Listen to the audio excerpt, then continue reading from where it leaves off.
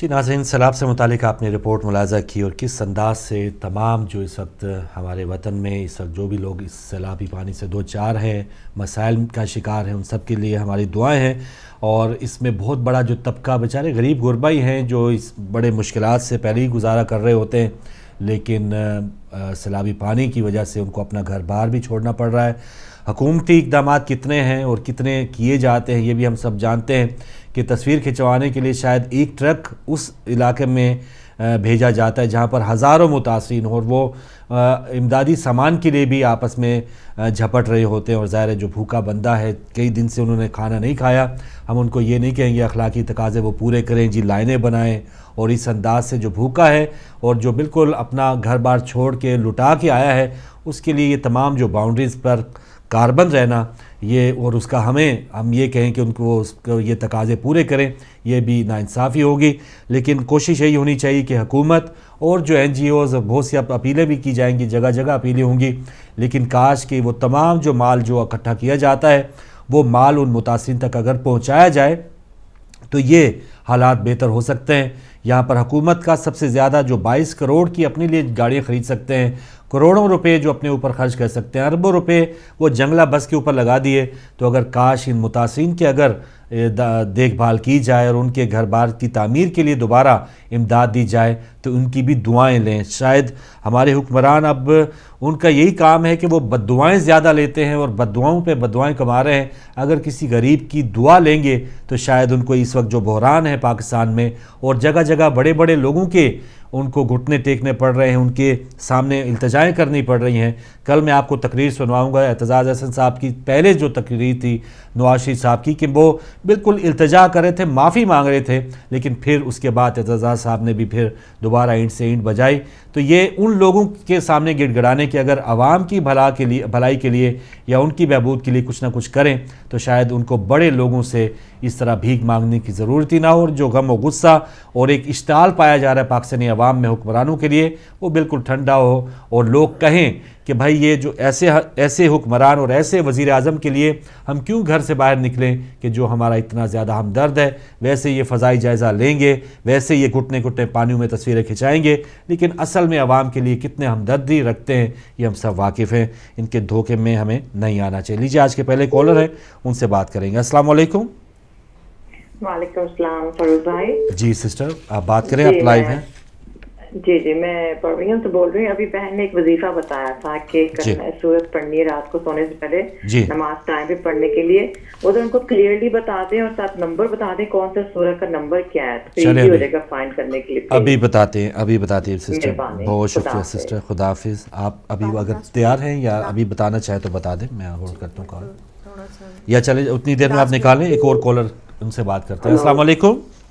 وعلیکم السلام جناب۔ جی بسم اللہ، ہمارے ساتھ کون کہاں سے؟ غلام سروار کلمانک سے عرض کر رہا ہوں، آپ پروگرام میں شامل کر لیں۔ جی سرور صاحب آپ لائیو آ چکے ہیں، بات کریں۔ اچھا جی پلیز بات کریں، جی ٹی وی سے ہٹ جائیں تھوڑا۔ السلام علیکم جناب۔ وعلیکم السلام۔ دیکھیے آپ کا پروگرام جو ہے، ہیلو جی بات کریں۔ عرض یہ ہے قربانی کے متعلق ہے۔ جی قربانی کا جو سلسلہ ہے جی وہ خاص طور پر جناب حضرت ابراہیم علیہ السلام صلوات اللہ علیہ السلام سے شروع ہوا۔ جی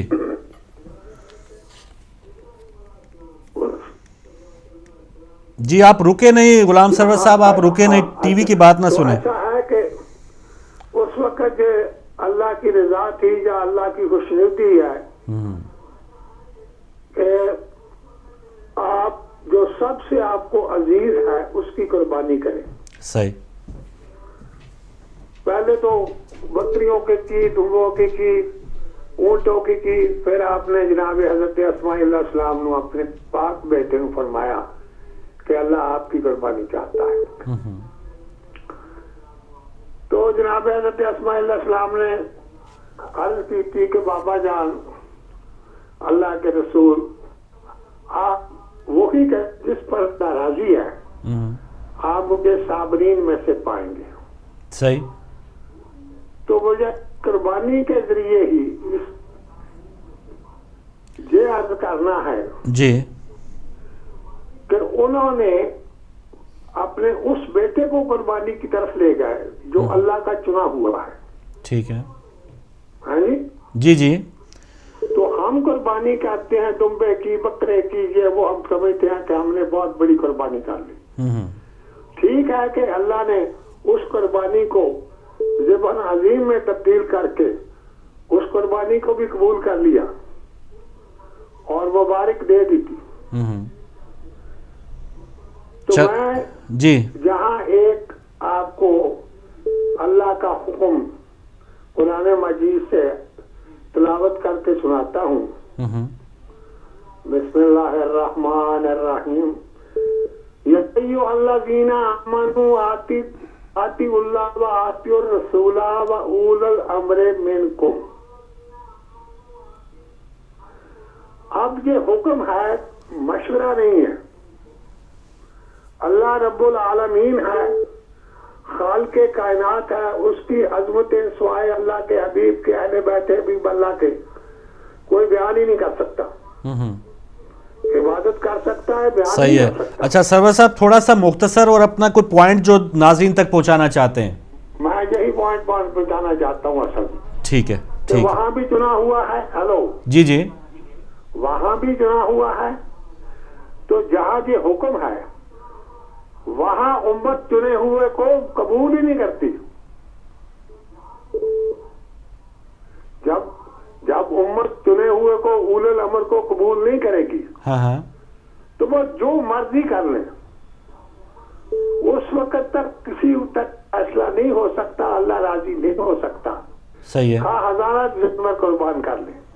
چلیں جی, بڑی مہربانی. کر لیں. اور آپ یہ اس وقت جو لوگ چنے وہ ان کی بھی بات کر رہے ہیں یا پرانی تاریخ کی بات کر رہے ہیں آپ؟ نہ میں تو اسی وقت کا چنے ہوئے کی بات کر رہا ہوں جو اللہ نے چنا جس کو. ٹھیک ہے ٹھیک ہے. چلیں, آپ کا پوائنٹ آ گیا سر, آپ کا پوائنٹ آ گیا. بالکل. ایک اور کالر ہیں. السلام علیکم. السلام علیکم فروغ بھائی. جی وعلیکم السلام نقوی صاحب محترم. بہن آپ کو بھی سلام ہو. وعلیکم السلام بھائی. فروغ بھائی, میں آج ایک چھوٹی سی ریکویسٹ کروں گا, پھر بات کروں گا ٹاپک کے. وہ جو تصویر آپ نے دکھائی تھی سیلاب کی, جو پاکستان آرمی کا جوان کام کر رہے ہیں اور بزرگوں کو اٹھائے, وہ ذرا ایک دفعہ اسکرین پہ لے آئیں دوبارہ. میں اس پہ بات کرنا چاہتا ہوں. چلیں بسم اللہ, بات شروع کریں. وہ بھی آ جائے گی. میں ریکویسٹ کرتا ہوں آپ سے. وہ بھی آ جائے گی, وہ ضرور دکھاتے ہیں. جی. وہ تصویر کا متعلق میں یہ بات کرنا چاہتا ہوں کہ کل کسی صاحب نے آرمی پہ اعتراض کیا تھا جی کہ ان کی وجہ سے جو کچھ ہو رہا ہے جو کچھ کر رہے ہیں. جی. اس تصویر کو ذرا غور سے دیکھو کہ آرمی کے جوانوں نے بزرگوں کو اٹھایا ہوا ہے. جی. اور یہ ساتھ جو آدمی کھڑا ہوا ہے جس کے کپڑوں پہ کوئی نشان نہیں اور گندگی نہیں ہے. جی. کیا ہے, اس کا اگر باپ ہوتا تو یہ اس طرح کھڑا ہوتا؟ ہاں. یا جو پیچھے آدمی کھڑے مڑ کے دیکھ کے تماشا دیکھ رہے ہیں اور آرمی کے جوانوں کو کام کرتا تھا, ان میں سے کسی کا باپ ہوتا تو یہ اس طرح کھڑے ہوتے؟ جی. تو ہم آرمی پہ اعتراض کرتے ہیں تو اپنی ان کرتوتوں پہ ہم اعتراض نہیں کرتے, ہمارا ضمیر ان پہ نہیں زندہ ہوتا؟ کیا یہ ان بزرگوں کی مدد نہیں کر سکتے تھے؟ صحیح ہے صحیح ہے. کیا ان کو نہیں اٹھا سکتے تھے؟ جی. تو آرمی پہ الزام لگانے والوں ذرا یہ تو سوچو کہ ہماری کرتوتیں کیا, سارا کام ان پہ چھوڑا. بالکل صحیح جی. یہ چیز میں نے دکھانی تھی کل آپ کو, پھر آپ کال کٹ گئی تھی. نہیں اچھی بات ہے جی, اچھی بات کہ ہم ساری ذمہ داری اس پہ چھوڑا ہوا ہے, آرمی پہ چھوڑی ہوئی ہے. جی وہی بات ہے نا کہ جو کرنے والے ہیں یہ ان میں آرمی میں سے کسی کا یہ باپ نہیں ہے جس کو اس نے اٹھایا ہوا ہے. جی ہاں بالکل بالکل. اور جو ساتھ کھڑے ہوئے ہیں یہ ان کے بھی باپ ہے, صحیح, ان کے بھی بزرگ ہے. ہاں. حق تو یہ تھا کہ ان کو بھی اٹھاتے اور یہ اٹھاتے ان کو, صحیح, اور آرمی کی ضرورت نہ پڑتی. ٹھیک ہے. لیکن اب اتنے بحث ہو چکے ہیں کہ آرمی پہ الزام لگاتے ہیں اور اپنی حالت ساری یہ ہے. بالکل صحیح.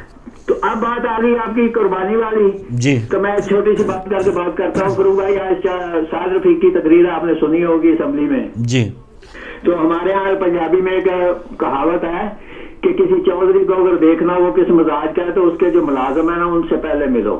ٹھیک ہے. وہ ملازم ہی آپ کو بتا دیں گے کہ چودھری کس مزاج کا آدمی ہے. ٹھیک ہے.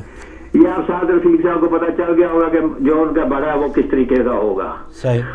جہاں تک قربانی کی بات ہے فروغ بھائی مجھے یہ بتائیں, کیا چودھری سعد رفیق نے کتوں کی بات کی ہے آپ اسمبلی میں؟ تو جتنی کس کی کیپیسٹی ہے اتنی بات ہونی چاہیے نا. اگر عمران خان کے 2 کتے ہیں وہاں پہ رکھے ہوئے تو یہاں پہ تو مور کو بلا اٹھا دے تو 25 گھروں کے خاندانوں کے جو ہے روٹی بند کر دی جاتی ہے پولیس والوں کو. وہاں پہ تو شیر بھی پالے ہوئے ہیں وہاں. تو جتنا کو بڑا ہوگا اتنے بڑے اس نے رکھنے ہیں نا, اس سے چھوٹے تو نہیں رکھنے. ٹھیک ہے. تو جہاں شیر اور مور جو ہے وہ پالے جائے اور وہاں ان کو رکھا جائے, غریب عوام بھوکے مار رہے ہوں, تو یہاں کتوں کا ذکر کرنا پہلے آپ کہتے ہیں نا پہلے اپنے گریبان کو دیکھو پھر دوسرے سے بات کرو. جی. تو یہ جو قربانی کی بات آپ کر رہے ہیں یہ قربانی نہیں ہے فاروق بھائی, اس کو میں قربانی نہیں کہوں گا. یہ قربانی کا لفظ استعمال کیا گیا کیونکہ عید آ رہی ہے. ٹھیک ہے. یہ قربانی نہیں ہے, یہ عوام کے جذبات ہیں جو سوئے ہوئے جو حکمران ہیں ان کو جگانے کے لیے. صحیح. لیکن میں پھر یہ بات کہوں گا کہ جن کو جگا رہے ہیں ان کو جگانے کا یہ طریقہ غلط ہے. ٹھیک ہے. یہ طریقہ نہیں ہے.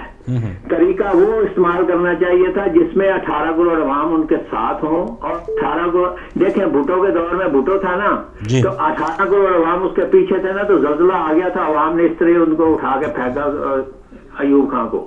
تو یہ ایک طریقہ ہوتا ہے انقلاب لانے کا, تیار کرنی پڑتی ہے قوم کو, ذہنی طور پہ تیار کرنا پڑتا ہے. چند لوگ لے کے بیٹھے رہے, اب 26 دن ہو گئے بیٹھے ہوئے, 10,000 20,000 سے آدمی آگے بڑھ نہیں سکا. اس کا مطلب یہ ہے کہ یہ طریقہ جو ہے یہ نہیں ہے. طریقہ یہی ہے کہ ان کے ساتھ اپنی پاور دکھا کے, اپنے عوام میں اپنے آپ کو دکھا کے, 18 کروڑ عوام کو پیچھے کھڑا کر کے, اب یہاں میں کھڑے ہو کے اپیلیں کرنے سے عوام نہیں آئیں گے. عوام دیکھنے سے آتے ہیں, عوام عمل سے آتے ہیں کہ کیا ہو رہا ہے. لیکن یہ گریبان پکڑ کے کھینچ کے اور اسمبلی پہ حملہ کر کے. ابھی نقوی صاحب آپ نے اچھا نقوی صاحب آپ نے وہ ساتھ والے بندہ وہ بھی عوام, ابھی آپ نے عوام کی بات کی کہ اس میں کتنی بے حسی ہے اور کتنی اس میں احساس ذمہ داری ہے. فروغ بھائی لیڈر اسے کہتے ہیں کہ جیسے بیسے عوام کو زندہ کرے, ان کے ضمیر کو زندہ کرے اور پھر باہر آئے. لیکن یہ انہوں نے اپنے چند لوگ لا کے تو اپنے آپ کو زندہ کیا, عوام کو زندہ نہیں کیا. یعنی چلیں انہوں نے اپنا فرض ادا کر دیا, اب دوسرے پاس کھڑے تماشا دیکھتے رہیں. یہ ان کی اپنی ظاہر ذمہ داری ہے, وہ اپنے جواب دیں ہیں جو آگے. یہ فرض نہیں ہے, یہ فرض نہیں ہے, یہ انا کا مسئلہ بن چکا ہے. صحیح ہے نا, یہ انا کا مسئلہ بن چکا ہے. فرض ہوتا تو 18 کروڑ ان کے پیچھے کھڑے ہوتے. ہم بھوکے مار رہے ہیں لیکن پیچھے نہیں کھڑے. ان کو کھڑا کرنے کے لیے ان کو کچھ چیز دکھائی جائے, دی جائے, تو پھر لوگ اکٹھے ہوں گے. یہ چند لوگوں کے ذریعے اگر آپ کہیں کہ عوام ہمارے پیچھے تو یہ نہیں ہو سکتا. اگر عوام پیچھے ہوتے تو ٹھیک ہے نقوی صاحب, بالکل صحیح. 5 منٹ ہو گئے, بہرحال ابھی بحث شروع کروں تو 10 منٹ ہو جائیں گے. کالرز بہت سے ہیں, ان کو بھی باری باری شامل کرتے ہیں. ایک اور کالر. السلام علیکم. السلام علیکم. وعلیکم السلام فاروق بھائی, اور میری بہن کو بھی السلام علیکم. جی شاہ صاحب بہت شکریہ. وعلیکم السلام. میں سمجھتا ہوں یہ 10,000 ہوں, 20,000 ہوں, 50,000 ہوں, مجھے اس کا نہیں علم. لیکن ایک بات میں جانتا ہوں, یہ آٹے میں نمک کا کام کر رہے ہیں. ٹھیک ہے. تو آٹے کی مقدار کیا ہوتی ہے اور نمک کی کیا ہوتی ہے یہ آپ ہی جانتے ہیں, اور میری بہنیں بھی جانتی ہیں کہ جب وہ آٹا گوندتی ہیں تو اس میں کتنا اگر نمک ڈالتی ہیں تو کتنا ڈالتی ہیں. یہ ایک بات ہے. دوسری بات یہ ہے کہ جہاں تک یہ ایک آواز جو لوگوں تک جن کو یہ پتہ ہی نہیں تھا کہ ہم زندہ بھی ہیں یا نہیں, لیکن ان میں زندگی کی لہر دوڑ رہی ہے. تو یہ ایسا ہی ہے جیسے کہ ایک آہستہ آہستہ یہ لہر جو ہے یہ آگے ہی بڑھتی جائے گی, اب رکنے والی نہیں ہے. صحیح. تو دوسرا یہ بات ہے کہ بڑی بڑی پارٹیاں جو ہیں وہ ایک ڈربے میں بند ہو کے اپنے علاقے میں محدود ہو چکی ہیں آج. ٹھیک ہے. تو یہ ہمیں سمجھ آ رہی ہے کہ کہاں صحیح ہے کہاں غلط ہے اور کیا ہم کسی نے زیادتی کی ہے. یہ باتیں اب سامنے آ رہی ہیں. یہ ایک قوم کے ضمیر کو, ایک قوم کے ذہن کو جگا دیا گیا ہے. اب اس کی لہر جوں لوگ دیکھتے جائیں گے, لوگ سوال کرتے جائیں گے, تو یہ آگے ہی بڑھتی چلی جائے گی. یعنی آپ کے مطابق تھوڑا سا قوم بیدار ہوئی ہے, تھوڑا ہل جل رہی ہے کہ بھائی ہاں یہ لوگ ٹھیک کہہ رہے ہیں.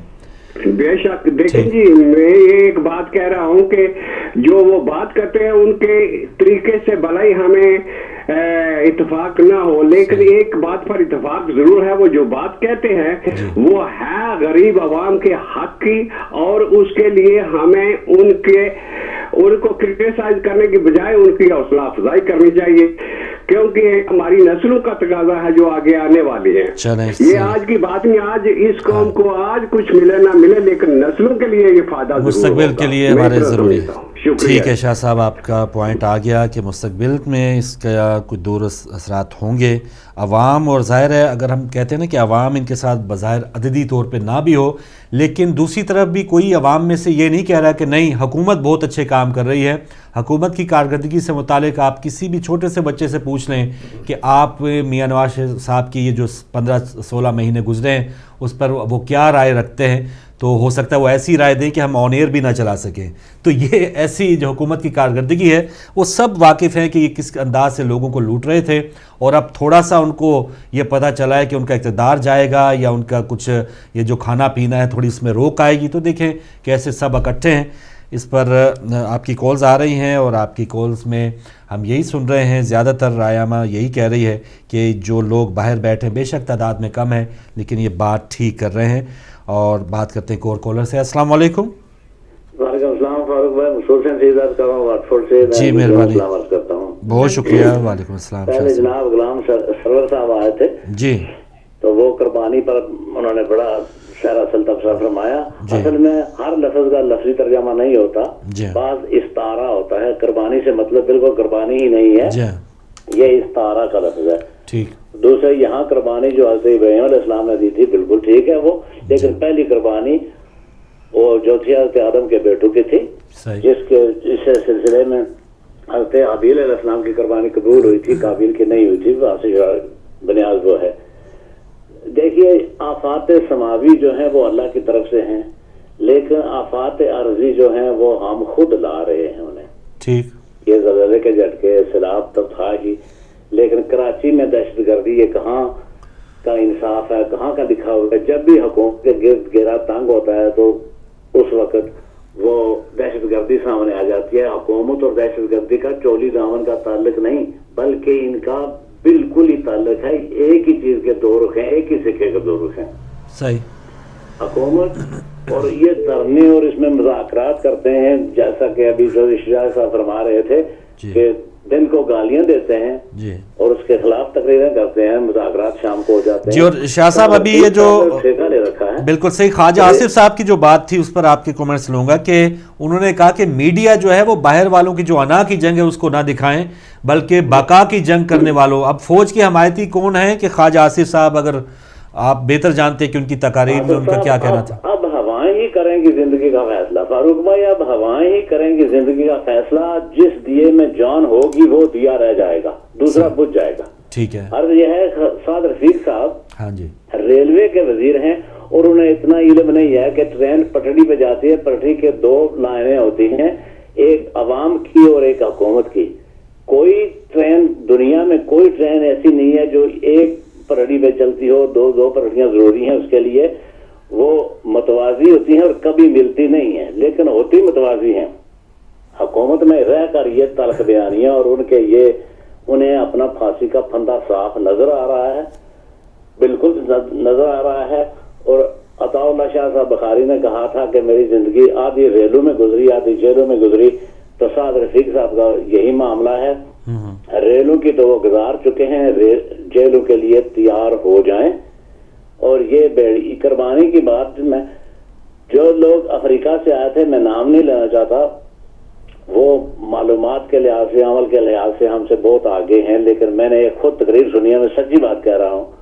उसमें फसा फरमा रहे थे, उर्दू उनकी मेरी तरह थी, फरमाते थे कि जब हजरत इब्राहिम ने छुरी चलाई तो हजरत इस्माइल को गजब नहीं पहुंची, जन्नत से भेड़िया आ गया था। वो भेड़ के मुज़क्कर को, मेंढे को भेड़िया कहते थे, इसलिए यहाँ कुर्बानी भेड़िए की लगेगी और भेड़िया कुर्बानी के लिए तैयार रह जाए। कुर्बानी से पहले कुर्बानी है, लेकिन है भेड़िए की। और इसमें ख्वाजा साद रफीक साहब और वज़ीर आला, चूंकि वज़ीर आला जिम्मेदार हैं, हम देखते हैं कि यह अगर फांसी नहीं है तो रेनू से निकल कर जेलों में जरूर जाएंगे। चलें, बहुत शुक्रिया जी, मेहरबानी शाह साहब, आपकी कॉल की, आपने अपने ख्यालात से नवाजा।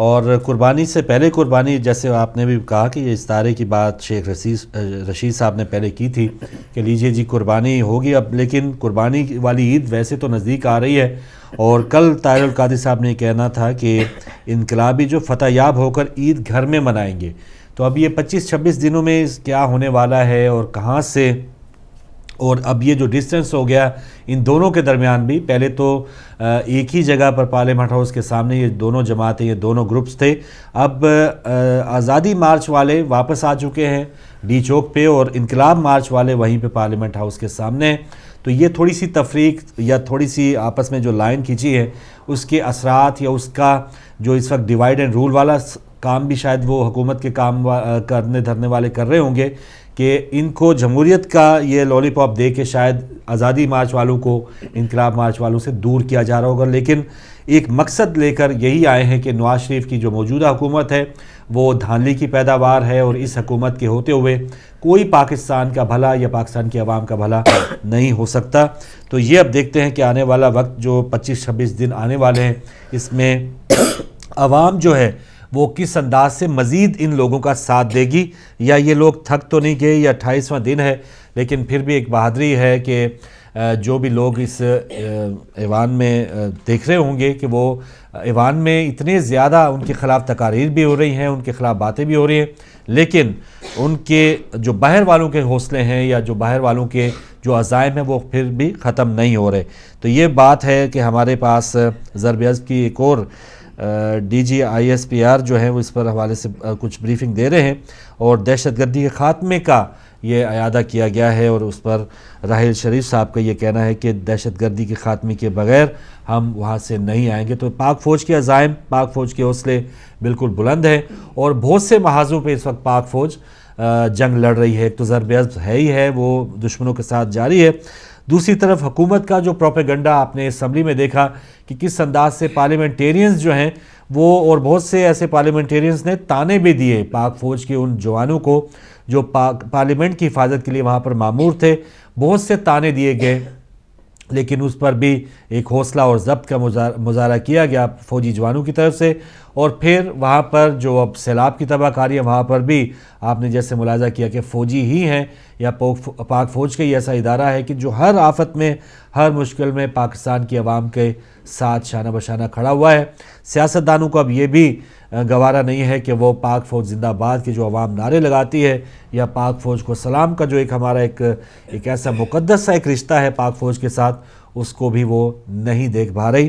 تو اس پر جو پاکستانی عوام کا ایک غم و غصہ ہے ان سیاستدانوں کے لیے، وہ بھی ایک دیدنی ہے، اور پاکستان کے جو موجودہ سیاستدان ہیں وہ یہ بات شاید ان کے اندر یہ ہضم نہیں ہو پا رہی ہے۔ ویسے جو آج ان کی بوکھلاہٹ تھی سعد رفیق صاحب کی کہ شیروں کی باتیں ہو رہی ہیں کہ وہ گڑ کھا گیا، یہ ہو گیا، وہ ہو گیا، لیکن ان کے جو اصل ان کے جو الفاظ تھے شاید ان کے وہ ساتھ ہی نہیں دے پا رہے تھے، وہ صرف اپنی ایک ڈیوٹی برائے ڈیوٹی پوری کر رہے تھے کہ نواز شریف صاحب کو خوش کرنا ہے، اور نواز شریف صاحب جو ہے وہ باقاعدہ اس وقت اسمبلی میں آ رہے ہیں۔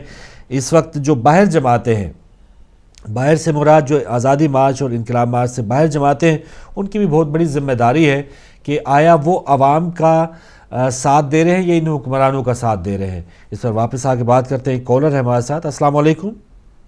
السلام علیکم، میں اظہر بات کر رہا ہوں مانچسٹر سے۔ جی مہربانی اظہر صاحب، بہت شکریہ۔ جی ابھی آپ نے فوج کا ذکر کیا اور خاص طور سے پارلیمنٹ کی ریفرنس میں آیا تھا، جی تو ایک چیز میں کچھ دنوں سے سوچنا چاہ رہا تھا، مجھے اس کا جواب مل سکا جی کہ پاکستان ٹیلی ویژن کارپوریشن اور جو دوسرے ہمارے ادارے تھے، جب فوج تعینات ہو گئی تھی پارلیمنٹ اور وزیر اعظم ہاؤس پہ، تو یہ بات سمجھ میں نہیں آئی کہ اسی سیکشن 245 کے تحت پی ٹی وی کی جو عمارت تھی اس پہ فوج کیوں نہیں تعینات کی گئی۔